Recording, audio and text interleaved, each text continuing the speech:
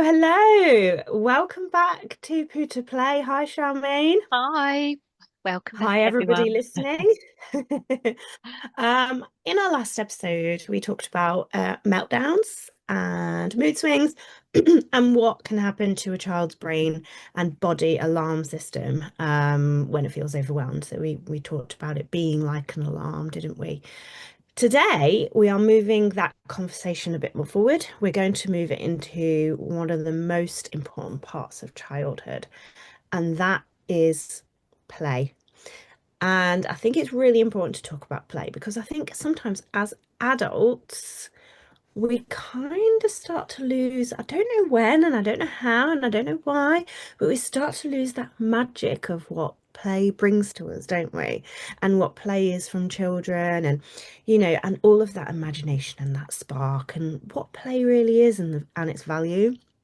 Play is often treated, I think, as something that children do once the important things are finished. But actually, play is important. It is part of the learning and part of their routine. Yeah, It's not something that should just be after appointments, after chores, after everyone has done what they're supposed to be doing. It actually can be brought back into it. For children, play is not separate no, at all from the important things. Um, Play is one of the important things, and it's a part of how children learn. It's a part of how they communicate, how they regulate, how they connect and process their experiences to begin to understand themselves and the world around them. So that's a nice big introduction. Sorry. yeah, that's a lovely Play, introduction. play, play is very, very much at the heart of everything I do, isn't it, Charmaine? Yeah, definitely, definitely. So I was going to say, What? why do you think Yeah. play is so important? But I think you've actually covered that there. Um, Yeah. so, I mean, why do you think adults sometimes dismiss play as just playing? Why do you think that they just dismiss it? Well, so much happens during play, even when we look at it from sort of the outside. And, a child might be pushing cars along the floor, lining up animals, dressing a doll, all of those kinds of things. Um, but adults, I think, are under enormous pressure. And I think we've spoke about this before, haven't we? Where they've been out at work and they come through the door and they're dysregulated themselves, aren't they? So parents are trying to, and adults are trying to manage work. They're trying to manage the school runs, meals, appointments, household That responsibilities. balancing, isn't it? It's balancing it the whole Yeah. time. Yeah, Absolutely. And in settings, practitioners, so the adults who are working with children, may be working within curriculum demands and observations. They have to run assessments and set targets and routines for the children. So it's really easy for play to sort of just be squeezed in to whatever time remains. So I think we live in a culture that often values what can be measured. And we don't measure play in that way. So adults like to know what a child has produced, what they've completed, what they've learnt, because later on we see grades and we see certificates and we see stickers and achievements. We want to see a worksheet, with and you something want to on. plot it, don't you? Sort of like, where does it go Yeah, on the graph? Where are they on this? Yeah, absolutely. It's all about comparison and measurement. So we can end up playing at placing too much. But no, seriously, we end up playing too much of a role in assessment and we place too much emphasis on children appearing to be busy, but yeah, in an adult approved way. yeah. So that magic has been taken away. So we may feel that an activity needs to be educational and structured to be worthwhile, but actually for children, they don't separate learning and play, and adults shouldn't either. So play actually becomes, we can bring it into the routines, we bring it into the learning, we bring it into their responsibilities. Play shouldn't be treated as a reward. It's actually part of a child's life. Play deserves to be protected. and something that we should encourage and allow to happen Yeah. because it supports so many of the capacities that we've talked about today that we actually later expect children to demonstrate. Yeah. So, yeah. Yeah. Definitely. Um, you often say that play is one of children's sort of like natural languages, but what might a child communicate through play that they cannot explain, like with words? What sort of things do you think they might share? Yeah, absolutely. I mean, this is something that's actually huge in the work that I do, especially when I'm working with people who want to work with play therapeutically. So play can actually, it shows us what interests a child, but it also shows us what worries them as well. And this can be through their drawings, through what they are playing with, especially through small toys or what they're building. Because when a child is playing, they're actually repeating the themes that they are connected with, the themes that they care about. So they can actually share really important insights into their lives through what they're playing with. So, Yeah. a child repeating the same game may really just love that game. Okay. So it's really not important to delve too deep into something. We shouldn't interpret Yeah. anything that's sort of being shown through play. But at the same time, they may be trying to show us. And that is where we talk about being curious, which is what we like, Mm, isn't it? And we're yeah. curious about those patterns. Is the child able to become absorbed in their play?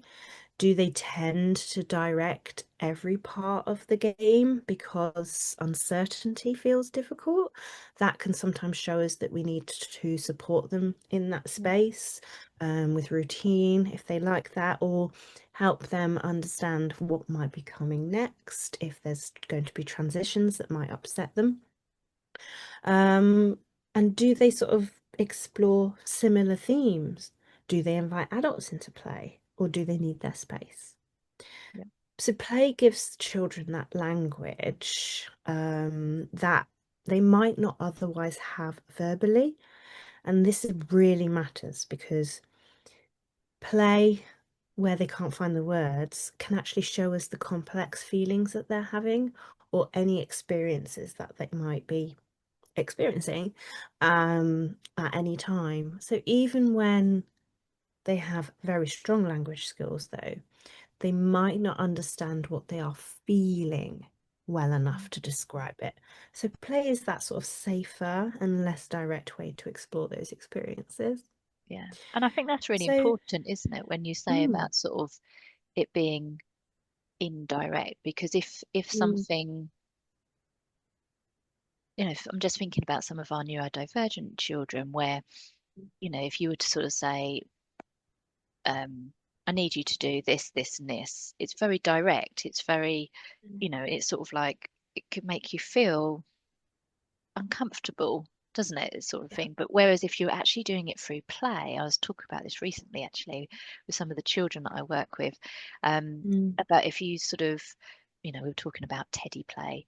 If Teddy is going to have something to eat, what should Teddy like to eat? What's Teddy's favorite mm, food? It's not about the child, it's yeah, about Teddy. So it's sort of taking it that is. away, isn't it? It's that sort of play. And, is Teddy going to be able, when does Teddy need to sit on the toilet? Oh, they could sit on there like 20 to 30 minutes after they had something to eat. Let's give Teddy their food and then they can go off. And it's that Mm, indirect, isn't it? It's not aimed at that child. It's yeah, about it's about something else. Um, yeah. and it's just sort of like how, it's those processes, isn't it? They're able to learn what to do, how to do something, but in a fun way, isn't it? It's just, yeah. Sorry. They're expressing to you, aren't Yeah, they? In your role and in what you do, they're expressing to you, aren't they, how they're feeling, but yeah, through sort of a third person. yeah, And that third person, of course, is the teddy yeah, or the or doll like or whatever whatever they're using. action Yeah. figure, whatever that may be. Yeah, whatever it is that they want to use, whatever it is that they feel. So this Yeah. is, play is the child's language. It's universal as well. So if you were to work with a child whose first language isn't English as well, the language of play is universal. You can get so much from, that playful experience with the child. But as an adult, we need to be ready to sort of move into that, don't we? Because I think that as adults, as I said earlier, we kind of lose that spark of what play is. But yeah, so let's talk about play and regulation then. So kind of almost circling back to in the last episode, we talked about the brain alarm, didn't we? Yeah. How do you think that play can help a child's brain and body when, you know, they are under stress, when children are under stress? Yeah. So when we were talking before, we were talking about how if our children were feeling uncomfortable or unsettled, maybe inside their body or outside their body, then that obviously triggers that sort of um, the brain alarm and their that sort of emotional response. And we talked before about that sort of fight, flight, freeze, or fawn or flop response. Mhm. So if we're thinking about play in that sort of context, we're thinking about our children being able to discover, you know, Hmm. process. We're thinking about making sense of what's sort of actually happening. Um, Sometimes when we're thinking about if our children are feeling unsettled or uncomfortable, we're saying about that sort of emotional brain that's actually sort of taking over. So obviously that brain alarm that's sort of taking over. It then means that our children struggle to access their thinking brain. So sort of access that, and then we're thinking about that thinking brain, we're thinking about that executive function. So if we're thinking about our children being able to, I don't know, coming home from an activity or they're coming home from school, when you come through the door, we take our coats off, hang our coats up and we put our shoes away. That's just like a process, just a routine. But if they're feeling, you know, dysregulated, if they're feeling, they're not able to access that Mhm. routine. So it's almost like if we added in play to that, so we're sort of, let's go and we're doing and adding in a song to make it sort of more, you're accessing different parts of the brain that Mhm. then can help regulate that nervous system. And then we can actually access, our children being able to, it regulates that nervous system. It then means that you can access a different part of the brain and the children can actually process that information. So it's not just like when you get in, you need to do blah, blah, blah, or, you always need to do this, this, and this. It's very regimented and structured. Whereas if we have Yeah. sort of, I remember, well, my son would probably be mortified for sharing, but when my son was younger, um, I would always sing like a little song in the morning. I obviously won't sing that right now, but I always sing a little I song in think the you should. I morning. think you should, Simon. In the morning when I was going into him, I would sing a song and I'd open the curtains and it would be the same song that I'd sing every Yeah. day. So it was just in a like a real playful way that then Yeah. helped him associate that it was morning time, the curtains open, this is what we do next. Do you know what I mean? It sort of grounds it and adds into that routine of the day, but it helps regulate our children. It's like, oh, it's morning time. Yeah, we know what's going on. Or, yeah. So when we're thinking about that 100%. play and regulation, it's just sort of, and the brain alarm, it, enables our children, us to access a different part of the brain or children to access a different part of the brain, helps regulate that nervous system. And in a playful way, we're just sort of, like if we're thinking about the nervous system, thinking about, like the repetitive patterns, sort of like the Mm. clapping or the rhythmic movement, and that all of a Yeah. sudden becomes a let's go and oh, we're gonna do, and you all of a sudden you're like in Mhm. this whatever it is, but it's actually a Mm. rhythmic movement which actually Yeah. helps regulate that nervous system. And it's just an activity, but all of a sudden it's a playful activity that Mm. helps, doesn't it? So it's, yeah, I'm going Yeah. off tangent, but it's all, No, yeah, it's it's all right. different ways of how it sort of helps, isn't it? 100%. And do you know what? Talking about the singing and mortifying our children, I also used to have, it was actually all the way back, started from changing nappies, when they're little babies on the changing unit. And I used to have this same jingle of a song that I would sing to them. And it just took away the fact that their nappy was being changed and I was just singing to them. And they are now 10 and 11, almost 12, and I still sort of sing that little jingle at them every now and again now, which, but Oh, again, I'm not going but to share that no, jingle right no, now. they do not like that. Um, Apparently, it's quite no. embarrassing. But isn't that our job as parents to embarrass them? I'm not We're sure we having should we're embarrass them having on fun too, and I think that's part of it, though, isn't it? So when we're sort of, really. so I think as adults, and as parents, we kind of sort of pour into our children. We want to help them with their development and what have you. And but if we actually look at it in a playful way, we're actually helping regulate ourselves too, because Yeah. when you're sort, just picking on singing, for example, because Yeah. that's kind of what I do everywhere in the house. Singing, there's the song for Yeah. everything. Did you know? There But if absolutely you're is. just sort of singing, even with that, if you try just like humming a song and then thinking that you're really angry or upset, you can't do that. Mm, Automatically, the vibrations that, by humming or singing, the vibrations inside obviously helps with the nervous system. It, it instantly, we start to feel better. yeah. Yeah. So it's not just our children that are benefiting from this playful, fun way that we're sort Mm, of trying to help. It actually helps in us as parents really as does. well, isn't it? Really, really does. And that's all that element of co-regulation and self-regulation, isn't it? Yeah. It's not just children. It carries on. It carries on us and into adulthood. I think one thing we need to remember though is that play is not a magic technique that we can impose on a distressed child. Yeah. And so when talking about the brain alarm, we can't really demand that a child plays in order to regulate. Sometimes a child can be too overwhelmed or uncomfortable Yeah. or unwell, and we may need to meet that sort of the body first to recognize why the child is, not able to manage in that moment. And it's So looking at where that child is, isn't it? We need to yeah. sort of, and I think that sometimes what I've seen like in practice is that almost sometimes we've read a book or we've seen something and we're like, this is, this is what the textbook says we need to do this, this, and this. So you think, great, that's what we're going to do.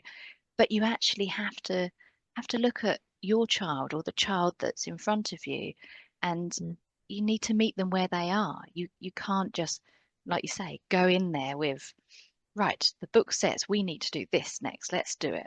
Because you're right, that's not going to help them actually anything. It's going to probably make things worse. mm. So yeah, so I mean, maybe that's something to sort of think about. Is there sort of a good time to try and introduce these, Yeah, type of things? It's yeah. And I think as adults, sometimes we can interpret those kinds of behaviors as a child being difficult or uninterested, can't we? mm, But that's not really where we are. And I think that's where we bring in the sort of the gut and the body and the play connection sort of all together, isn't it? So how can changes sort of in play sometimes be another clue that something might be happening beneath the surface, do you think? so I think sometimes if if our children are feeling uncomfortable or something doesn't feel quite right inside their body, we may then see it outside. So it may Oh, be that our children may seem withdrawn. yeah. It may be that they don't want to engage in whatever may be around them. So, Mm, playing with the dolls or going to play a computer game or something that they would usually be doing, whatever it is they would usually be doing. Mm. That's sort of a way of sort of thinking they don't seem themselves. They seem, it's always one of those things as a parent, isn't it? When a child is quiet, you always think it feels a bit it doesn't feel quite right. What's going on?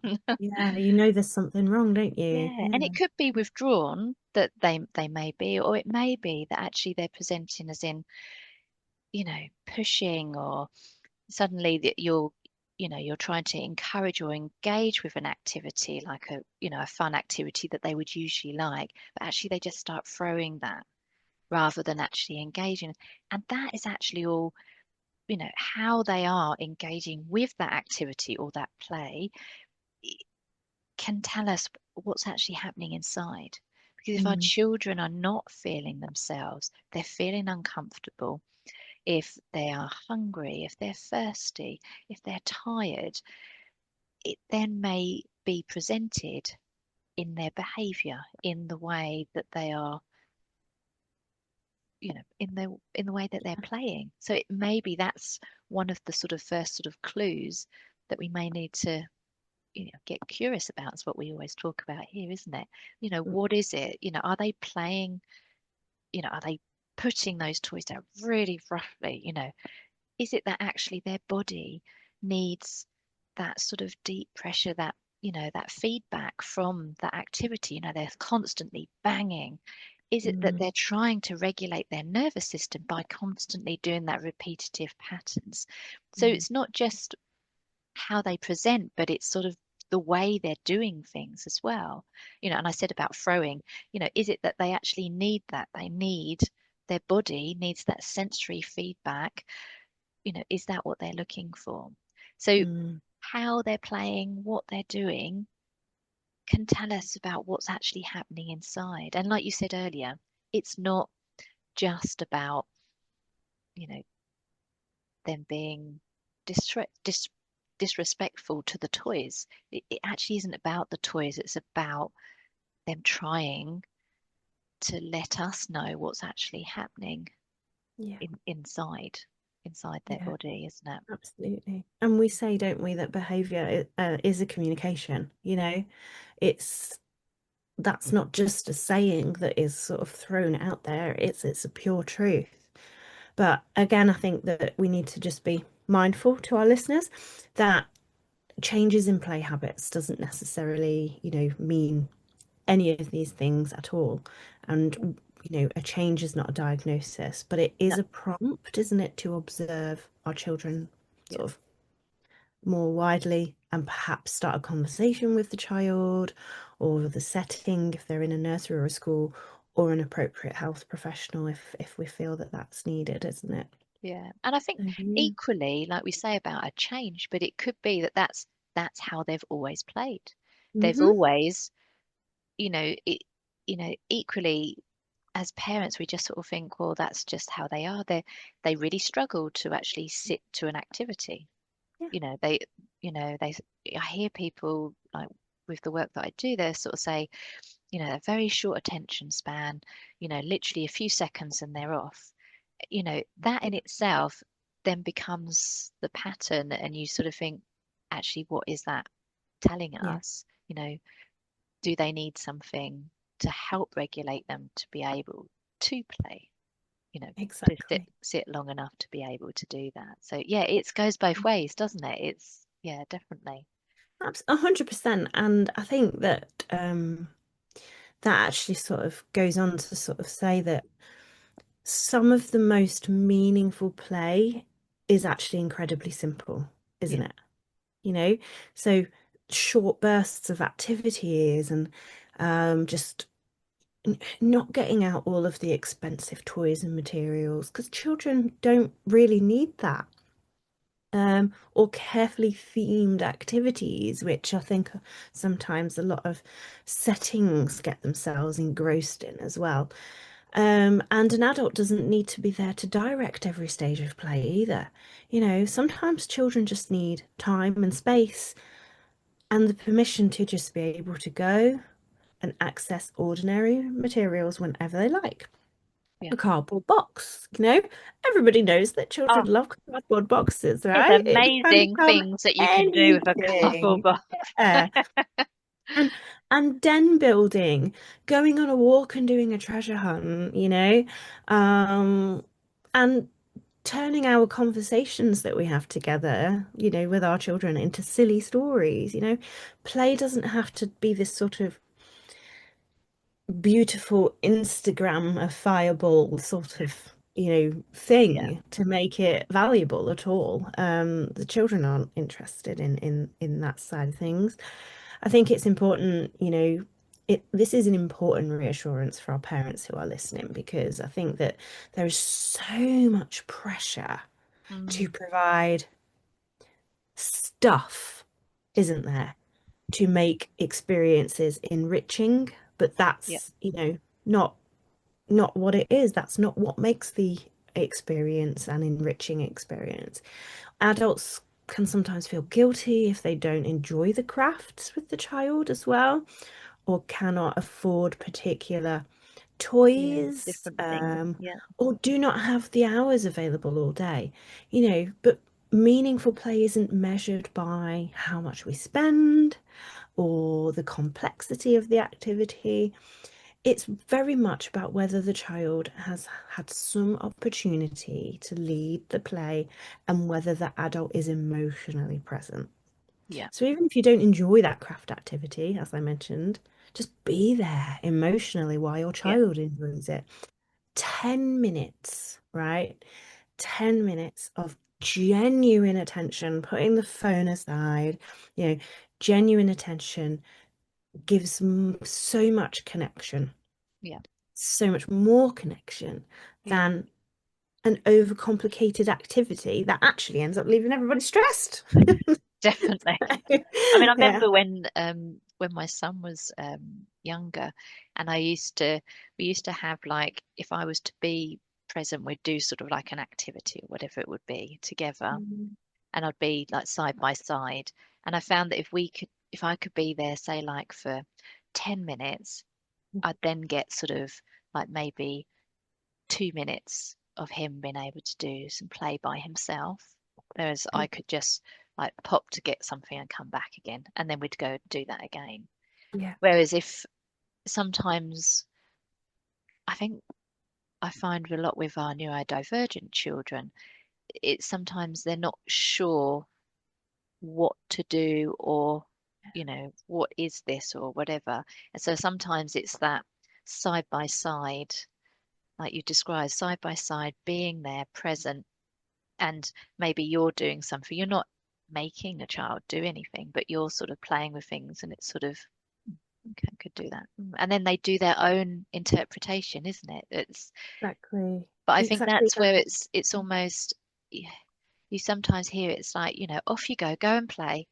But sometimes our children don't know What to what, do, what to play, where to go, what to get out. yeah. Absolutely. And I just think Mm. if you're Mm. there to initiate that, then it can develop, can't it? But it's sort of, and I think that sometimes I know that I've heard people say before that it's sort of like, oh no, they're just doing their own thing, and you just think, but they need that side by side, not telling you don't have to tell them what they need to do, but they need to explore it. It's almost like feeling safe to be able to do that as well, because it's Yeah. almost like they're different objects, or like you say, it doesn't have to be all loads of different toys. And yeah, and I think the other thing you were saying as well, which is really interesting, is that when we're saying about not needing to have lots of toys and that sort of thing, if you sort of think about it with our children's like executive function. And when we're thinking about the executive function, we're thinking about those 8 different skills that our children learn. When we're Mm. thinking about a room that's got so many toys, and we've probably all seen those where they're sort of, they're floor to ceiling with loads of different things, loads of different colors and what have you, it just can be really overwhelming. Yeah. And it's just then when we think about executive function, we're then thinking they don't know how to start. Yeah. When we've got a whole room, floor to ceiling, with loads of different boxes and colours and what have you, where do you start? Well, you don't, do you? You go. Yeah, It just exactly. becomes too overwhelming, too Yeah. much. Whereas if you've got space, like it's almost like they're there but out the way, and then you just bring an item or a Yeah. small box of items, then it's that you're exploring. It doesn't become overwhelming. And you would never think that play could be overwhelming, would you? But it is, isn't it? It It's is because it takes away that imagination, doesn't it? And we end up in that situation, don't we, where you have that floor to ceiling and you've got Lego and you've got all these bricks and you've got a games console and you've got yeah, this and you've got that. And the children and the summer holidays, day two, I've got nothing to do. And it's not because they haven't got anything to do at all. And we no, all know that. And, our bite back is sometimes quite, what do you mean you've got nothing to do? Go and have a look. You've got so much to do. But it's not because they don't have anything to do. And that's not what they're trying to really communicate to us, is it? It's they don't know what to do and they don't know where to start. where So to start? Yeah, you've got a floor to ceiling. It's getting a couple of choices out for your child yeah, and let them run with it, you know, and allow them to invite you into their play as well. And, use that invitation, I think, is really special as well. And I think sometimes as busy parents, and we're all guilty of this, we can sometimes be 5 minutes, I'm just finishing this, and that 5 minutes turns into an hour or so as we're finishing up what we need to do, because we have work and we have deadlines and we have all of these things, and sometimes we find it really hard to play as an adult, don't we? We struggle. Um, and some adults so- haven't had an opportunity to play. It's almost yeah, like they haven't experienced that themselves. I've met lots exactly. of adults where they're like, I want to, but they get the doll and I'm not sure what to do with the doll. Yeah, I don't want to and play that dolls is. anymore. You just think, yeah, that it's okay. It's just follow their lead, isn't it? Yeah, It's exactly.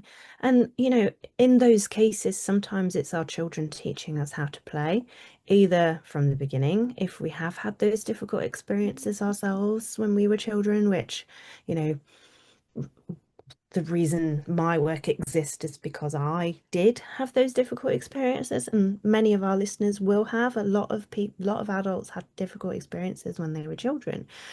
And it can be quite stressful for the adult, or but if we don't join in or allow our children to show us how to play, then the child can become a little bit of confused as to why we don't want to play.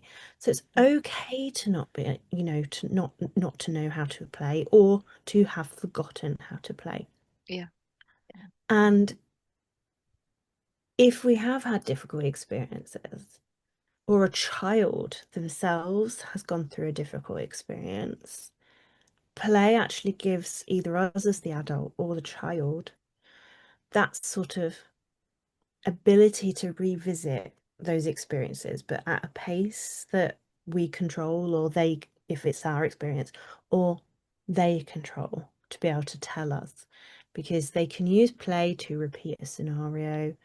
Um, or change the outcome, because we want, they want to be able to share with us the direction of their life and where they want to go. I've brought the tone down a little bit of what play is there, haven't I? No, But not at you all. know But I think you just sort of think one side of it, but actually there's a lot to play, mm, isn't there? It's on yeah, lots of different levels, isn't it? Yeah, definitely. it So really like is. maybe um so how might routines or physical comfort or maybe sort of predictability make it easier for a child to sort of engage with play? Yeah, so children sort of need that sense that they're allowed to explore, without being constantly sort of corrected or evaluated. But at the same time, they need those sort of boundaries, don't they, that are clear enough to create safety, but flexible enough to allow creativity. So they need adults who can tolerate some mess.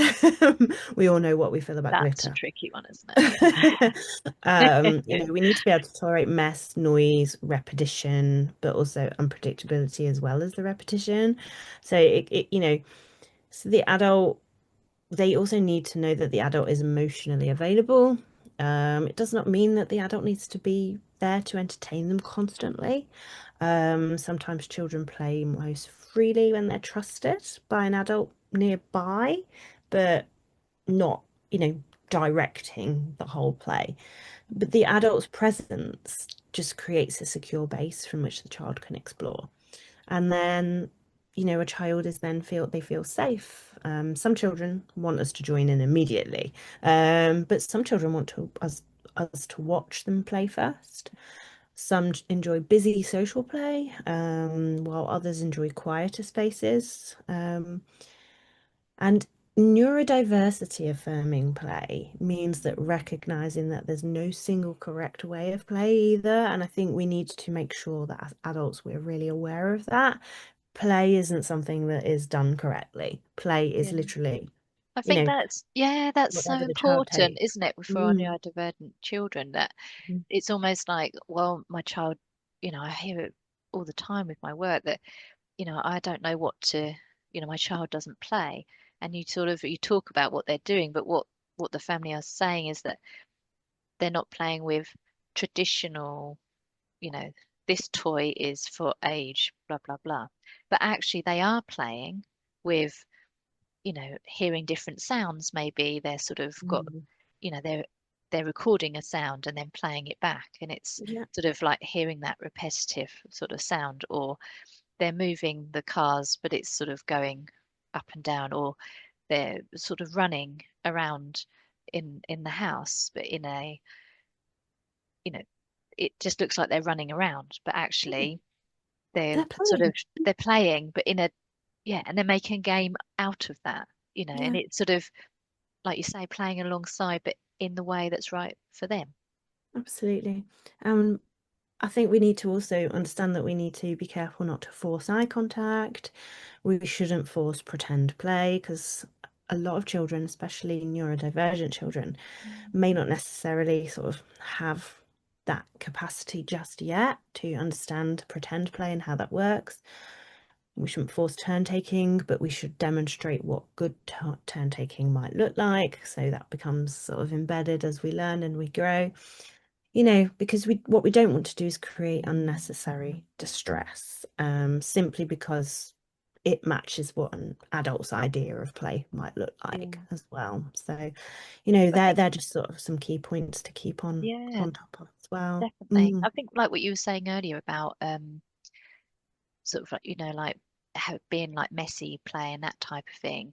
It's sort of, when you say about the glitter and, the paints or Play-Doh and what have you, and you could just imagine Play-Doh always gets everywhere. I mean, we just Oh, used to have like a sheet that we'd get out, put it on there, and then we just spread it all out and then empty it out outside, sort it out there. that But is such a good but that's tip. sort Yeah. yeah. Yeah, it Mhm. really does work. Whatever activity, just have large sheet, put it in Mhm. there, scoop it up. Um, but when you're saying about sort of like not forcing that play as well, you sort of think about our children and their sort of maybe their sensory differences that may not be known at that time. And you're thinking about that messy play and being able to sort of touch the the Play-Doh or the paint and what have you.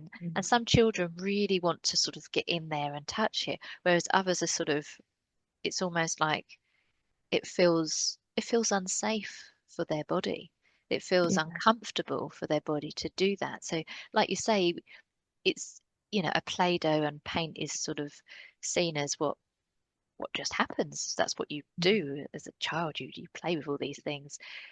But it's just being mindful that some children may find that really, really, really difficult, mightn't they, to do that? I mean, when we're sort of thinking about like with toileting and that type of thing, actually the Play-Doh and what have you can really help develop that sense of, being able to touch, to be able to touch the toilet paper, to be able to, it's sort of what we can look at, but we wouldn't just go in there and just say, every child needs to play with Play-Doh. We we need to sort of work up to that, and it's again, like we said, we're sort of saying throughout, really, isn't it? It's looking at where our children are, doing what's right for that particular child, isn't it?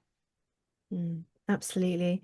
And I think that has been the central message of today's episode, isn't it? That play is not a luxury, it's not a reward, it's not something that only happens when everything is going well. It is part of how children communicate, it's how they connect with each other, connect with us, connect with themselves. It's how they regulate and make sense of the world. And when play changes, that can also give us, information about what might be going on with the child inside their body as well as in their world. And when play sort of, flourishes, it can give us, an opportunity for connection as well with our children.